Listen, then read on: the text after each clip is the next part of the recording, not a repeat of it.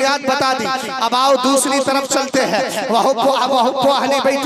सरकार ने फरमाया सुनो सुनो, इस्लाम की दूसरी बुनियाद ये है कि मेरे घर वालों से प्यार किया जाए। कौन है घर वाले मियाँ?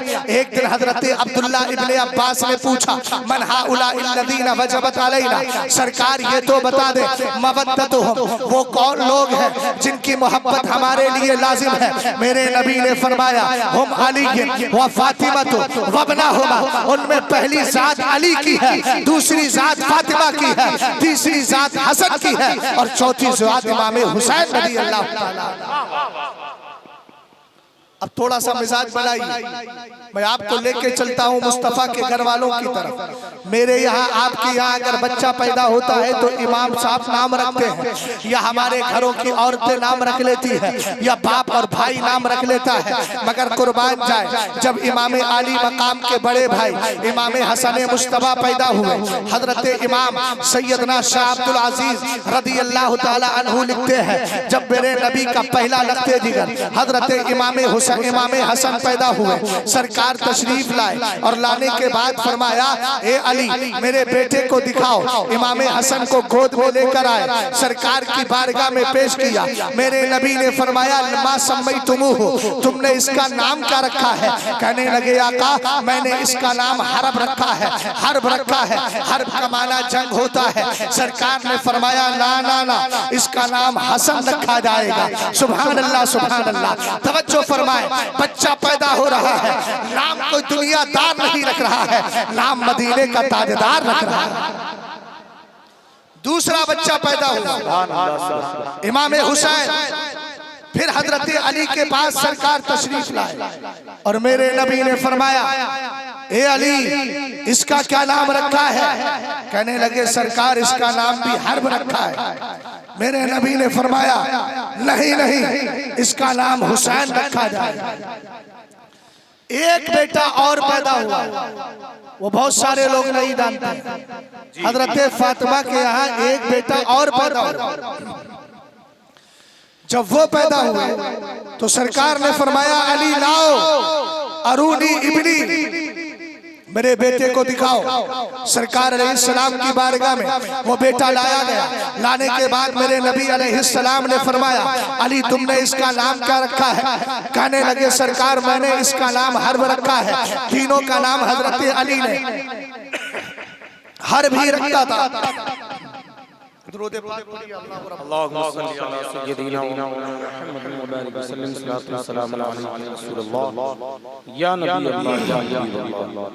मेरे नबी अलैहिस्सलाम ने फरमाया क्या नाम रखा है?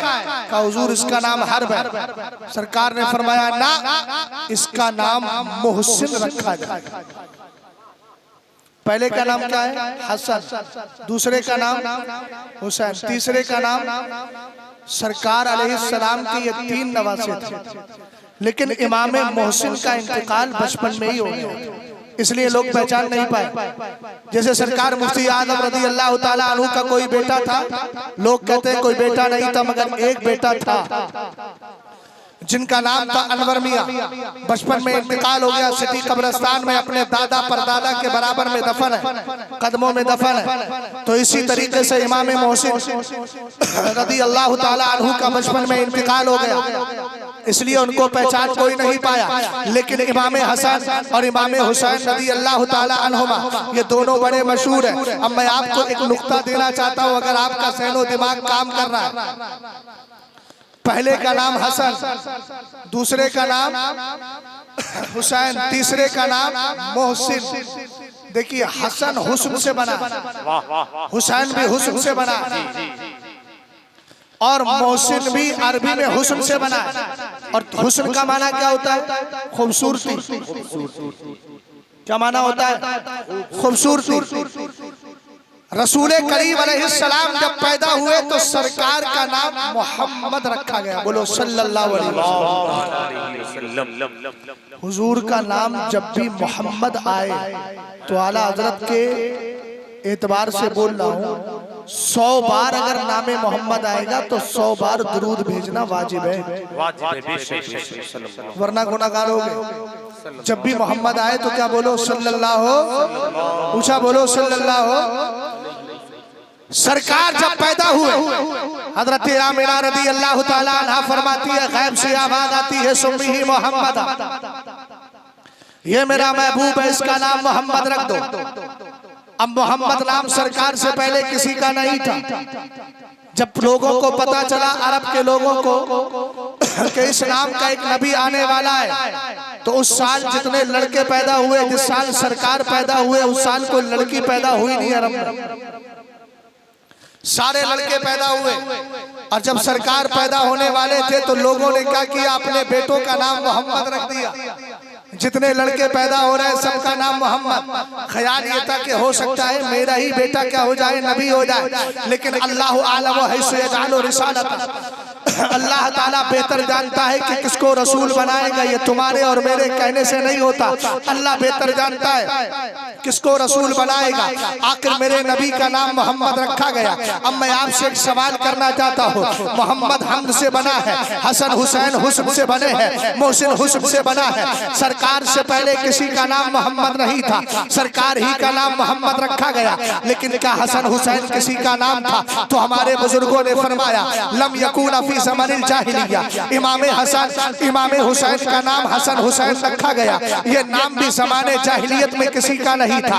आखिर ये नाम आया कहाँ से? फरमाया इस्मानी मिन अस्माई अहलिल जन्ना, ये दोनों नाम जन्नत से लाए गए हैं। जरा मोहब्बत से बोलिए सुभान अल्लाह।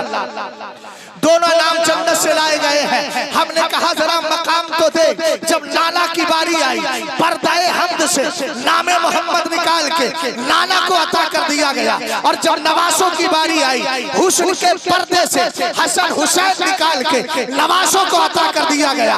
ये दुनियावी नाम नहीं है, जन्नती नाम है। तुम नाम रखो, ये तुम दुनियादार हो। हसन हुसैन का नाम रखने वाला दुनियादार नहीं है, नाइबे परवरदिगार है और मदीने का ताजदार है। ये हसन की शान है, ये हुसैन की शान है। उनका नाम दुनियादार नहीं रख रहा है, सारे नबियों का सरदार रख रहा है। बहुत अच्छा। एक बात और बताओ, बस पॉइंट की बातें अर्ज करके गुफ्तगू को खत्म करने के करीब, ज्यादा देर गुफ्तगू नहीं करूंगा। बस एक शेर आपको सुनाता हूँ। सारी दुनिया को नींद आ गई, उनका दीवाना बेदार है, आप ही फैसला कीजिए कौन जन्नत का हकदार है। यहाँ जितने बैठे हैं सबसे पूछा जाए तुम्हारा नसब किससे चलेगा, तो कहेंगे हमारा नसब हमारे लड़कों से चलेगा, नरीना औलाद से। नरीना औलाद तो समझते ही है ना, उससे चलेगा। यही तो सिस्टम बना हुआ है। आप देखिए हजरत आदम की औलाद चली तो हजरत आदम की नरीना औलाद से, हजरत शीश से चल रही है, हजरत नूह अलैहिस्सलाम से चल रही है। हजरत आदम से लेकर कयामत तक सबकी नस्लें अगर चलेंगी तो मर्दों से चलेंगी, औरत से किसी की नस्ल नहीं चलेगी। अब आइए सरकार अलैहिस्सलाम को देखें। मेरे नबी के 3 लड़के थे, मेरे नबी के 3 बेटे थे। एक का नाम हजरत कासिम है, दूसरे का नाम अब्दुल्ला है, तीसरे का नाम इब्राहिम है। हजरत कासिम का भी बचपन में इंतकाल हो गया, हजरत अब्दुल्ला का इंतकाल हो गया, हजरत इब्राहिम का इंतकाल हो गया। जब सरकार के तीनों बेटे इंतकाल कर गए, पूरे मक्के के अंदर अजीब सी कैफियत। लोग कहने लगे जो काफिर थे सरकार अलैहिस्सलाम के लिए कहने लगे अब तो नबी की नस्ल खत्म हो गई, माअज़ल्लाह। अरबी में जुमला बोला, बुतिरा मोहम्मद, कहने लगे नबी की नस्ल खत्म हो गई। अब कोई नबी की नस्ल खत्म हो गई तो नबी की औलाद चलेगी कैसे? और आप भी जानते हैं लड़कों से नस्ल चलती है। अब बज़ाहिर तो सरकार की नस्ल खत्म हो गई, लेकिन याद रखिएगा ये वाक़या आपने अपने मुकर्रिरीन और खुतबा से सुना होगा कि एक दिन मेरे नबी की एक जानिब हजरत इब्राहिम सरकार के बेटे लेटे हैं, दूसरी जानिब इमाम हुसैन लेटे हैं। हजरत जिब्रील अमीन आए, कहा अल्लाह कहता है एक मुझे दे दो, एक आप ले लो। सरकार ने फरमाया जिब्रील मेरे रब से जाकर कहना हुसैन मुझे दे दे, इब्राहिम को तू ले। 3 दिन के बाद हजरत इब्राहिम जो सरकार के सगे बेटे थे उनका इंतकाल हो गया। बचे कौन? इमाम हुसैन, जिनको जिनके नाम से आज आप जलसा कर रहे हो, इमाम हुसैन रज़ी अल्लाह ताला अन्हु।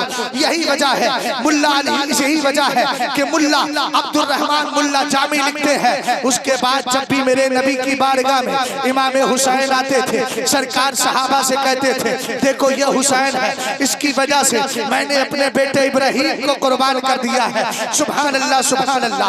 आका करीम अलैहिस्सलाम के जब तीनों बेटों का इंतकाल हो गया, अब नबी की नस्ल चलेगी कैसे? सारे कुफ्फारे कुरैश खुश है कि अब नबी की नस्ल खत्म हो गई, मगर उन जालिमों को पता नहीं था जो अल्लाह ताला इब्राहिम को लेने पे कादिर है, वो इस बात पर भी कादिर है कि नबी की नस्ल को कयामत तक बाकी रखे। अब आप कहेंगे ये नस्ल कैसे चली? मैंने कहा सुनो सुनो, सरकार अलैहिस्सलाम के लिए अल्लाह ने कानून को चेंज कर दिया। अब्दुल रहमान की नस्ल चलेगी तो बेटे से, अब्दुल्ला की चलेगी तो बेटे से, तुम्हारी चलेगी तो बेटे से, मेरी चलेगी तो बेटे से। हजरत आदम से लेकर हजरत ईसा अलैहिस्सलाम तक सबकी नस्लें बेटों से चल रही है, लेकिन अल्लाह ने अपने महबूब के लिए कानून को इस तरह चेंज किया कि मदीने के ताजदार ने फरमाया इन्नल्लाह ताला जअला ज़ुर्रियता फी सुल्बि कुल्लि नबिय्यिन व इन्नल्लाह ताला जअला ज़ुर्रियती फी सुल्बि अली इब्न अबी तालिब। सरकार ने इरशाद फरमाया अल्लाह ताला ने हर नबी की नस्ल को उसी की पीठ में रखा है, लेकिन तुम्हारे नबी की नस्ल को अली की पीठ में रख दिया गया। नारे तकबीर, नारे रिसालत, नारे हैदरी, मसलके आला हज़रत शहंशाह तरन असद इक़बाल का तभी। तवज्जो है, बात समझे कि नहीं? नस्ल किससे चली? बेटी से। बेटी कौन है? हजरत फातिमा तो ज़हरा रज़ी अल्लाह ताला। और एक बात याद रखें, घर की तरबियत अच्छी होती है तभी उसका असर नजर आता है। अगर बाप बिगड़ा है तो फिर औलाद पर उसका असर वैसे ही नजर आए। मगर याद रखें, करबला में इमाम अली मकाम 3 दिन भूखे प्यासे रहे। आखिर आपको मालूम है ये तरबियत मिली कैसे? ये तरबियत फातिमा तो ज़हरा, ये तरबियत मौलाए कायनात। एक दिन मेरे नबी अलैहिस्सलाम ने हजरत अबू बकर उमर को साथ लिया और फरमाया अबू बकर उमर चलो चलो। कहने लगे आका कहाँ चल रहा है? फरमाया हसन हुसैन बीमार पड़ गए हैं, उनको बुखार आ गया है, तबीयत मालूम करने चल रहे हैं। सरकार के साथ दोनों सहाबी गए और जाने के बाद मेरे नबी अलैहिस्सलाम ने इमाम हसन और हुसैन की तबीयत मालूम की। अब जरा इधर तवज्जो कीजिएगा, हमारे यहाँ कोई बीमार पड़ जाता है, औरतों की ज़बानें लंबी हो जाती है, माज़अल्लाह कुफ्रिया जुमले बोलती है, कोई कुछ बकवास करती है, कोई कुछ बकवास करती है। मगर इधर देखें, इमाम हसन और हुसैन को बुखार है। हजरत इमाम अली मकाम रज़ी अल्लाह ताला अन्हु के वालिद बुजुर्गवार मौलाए कायनात को हजरत अबू बकर उमर ने चलते चलते रोका और रोक करके फरमाया अली ऐसा करो, मन्नत मान लो, तुम्हारे बेटे अगर ठीक हो जाए तो 3 दिन के रोजे रखना। हजरत फातिमा ने कहा मैं भी रखूंगी, हजरत अली ने कहा मैं भी रखूंगा, और वहाँ एक बांदी रहती थी, उन्होंने कहा मैं भी रखूंगी। आका करीम अलैहिस्सलाम के इन सहाबा के मशवरे की बरकत देखिएगा कि दोनों की तबीयत ठीक हो जाती है। अब मन्नत को पूरा करने की, नज़र को पूरा करने की बारी आई। बस आखिरी बातें अर्ज कर रहा हूँ, तवज्जो फरमाइएगा। रसूल करीम अलैहिस्सलातु वस्सलाम की तरफ से ये ज़ाब्ता बयान किया गया है कि जो नज़र मानी जाएगी उस नज़र पर अमल करना जरूरी है। बहरहाल 3 दिन के बाद जब उनकी तबीयत ठीक हो जाती है, हजरत फातिमा तो ज़हरा, हजरत अली रज़ी अल्लाह ताला अन्हुमा और साथ ही उस बर्रा नामी बांदी ने कहा अब हम नज़र को पूरा करते हैं। रोजा पहला रखा, पहले दिन रोजा रखने के बाद नतीजा ये हुआ कि रोजा रखने के बाद थोड़ा सा जौ लेकर हजरत अली एक यहूदी के पास कोई सामान रख के आए और उसके बाद आपने कहा ये थोड़ा सा जौ है। 3 रोटी बनाई गई रात को खाने के लिए। इफ्तार के वक्त जैसे ही बैठे किसी ने दरवाजे पे दस्तक दी, कहा कौन हो? कहा मुसाफिर हूँ, खाने की जरूरत है। हजरत अली ने उठा के पूरा दे दिया। दूसरा रोजा रखा। दूसरे दिन फिर दरवाजे पर दस्तक, कहा पूछा कौन हो, कहा मुसाफिर हो, मुझे खाने की जरूरत है। कहा कि सारा खाना उठा करके दे दिया। एक दिन मुसाफिर आया, एक दिन मिस्कीन आया, एक दिन यतीम आया। तीनों दिन आपने रोजे रखे, हजरत फातिमा ने, हजरत अली ने और उस बादी ने, और तीनों दिन रोजे भूखे पेट पर ही रखे। मैंने कहा ये तरबियत थी फातिमा की, ये तरबियत थी हसन की, इमाम हजरत मौलाए कायनात की। इमाम हसन और हुसैन को तरबियत की जा रही है। बेटा अगर अल्लाह की शरीयत पर अमल करने की बात आए और तुम्हें भूख सताती हो तो भूख का मुकाबला करना। यही वजह है कि करबला में अली अकबर प्यासे हैं, करबला में हजरत इमाम हुसैन प्यासे हैं, मगर उनकी प्यास ने, उनकी भूख ने मुस्तफा की शरीयत के मुकाबिल उनका कदम पीछे नहीं किया, बल्कि पूरी तरीके से डट कर रहे और दुनिया वालों को बता दिया घरों की तरबियत अच्छी होती है तो बेटे ऐसे ही करबला में जीत करके आया। इसलिए जलसों को इसके लिए मत बनाइए कि कानों को अच्छा लगे, वरना कयामत के दिन सारे जलसे मुंह पे मारे जाएंगे। ये सुबह को तबसरे होते हैं ना कि अरे हमारे यहाँ इतने मौलाना आए थे, 50,000 में वो आए, 40,000 में वो आए, 30,000 में वो आए, 10,000 में वो आए। ये तबसरे जो सुबह को करते हो ना, ये मुझे नहीं लगता है कि ये जलसे कराने में कुछ खुलूस है। इसलिए सुधार नहीं, कोई सुधार है? सुधार कुछ नहीं। वजह क्या है? इतना याद रखिए, नियत में जहां भी खुलूस हटा सब कुछ बर्बाद। इन्नल्लाह ताला ला यंजुरु इला सुवरिकुम व अमवालिकुम वलाकिन यंजुरु इला कुलूबिकुम व अमालिकुम। अल्लाह ताला तुम्हारी शक्लों को नहीं देखता है। दुनिया का सबसे हसीन और जमील नबी उसी ने तो पैदा किया, तुम्हारे मालों को भी नहीं देखता। इसलिए कि सुलेमान को दुनिया की बादशाह उसी ने अता किया। फिर फरमाया अल्लाह तुम्हारे दिलों को देखता है। अच्छा, क्यों कहा गया कि सहाबा इकराम ने जो खर्च किया है, अगर तुम उहुद पहाड़ के बराबर सोना खर्च कर दो तो सहाबा के खर्च के 2 किलो 45 ग्राम के बराबर भी नहीं हो सकता। हजरत तवज्जो चाहो, मा बलगा मुद्दा अहदिहिम औ नसीफहु, अगर उहुद पहाड़ के बराबर सोना भी खर्च कर दो तब भी 2 किलो 45 ग्राम के बराबर नहीं। एक तरफ उहुद पहाड़ बराबर सोना है, दूसरी तरफ 2 किलो 45 ग्राम है। आखिर वजह क्या है? वजह यही है कि खुलूस अगर पैदा होता है तो थोड़ा सा अमल भी अल्लाह की बारगाह में बहुत ज्यादा हो जाता है। बस आखिरी बात अर्ज कर रहा हूँ, कयामत के दिन एक आदमी आएगा, अल्लाह ताला फरमाएगा इस पर किसी का हक है, कहेगा अल्लाह की बारगाह में लोग जाएंगे, मौला इसने मेरा हक मारा, इसने मेरा हक मारा, और उसके पास नेकियां पहाड़ों के बराबर होंगी। आखिर खत्म होते होते होते होते होते होते सारी नेकियां खत्म। अब ये बंदा रोएगा, अल्लाह अब मेरा क्या होगा, मैं तो जहन्नमी हूँ। नेकियों के बल पे जन्नत में चला जाता, कुछ बचा ही नहीं। अल्लाह फरमाएगा इधर आ भैया, इधर तवज्जो करो, मैं कुछ कह रहा हूं, इधर आ। रब फरमाएगा तेरे लिए ज़कात का सवाब, तेरे लिए हज का सवाब है, तेरे लिए इतने इतने सदके और माल का सवाब है।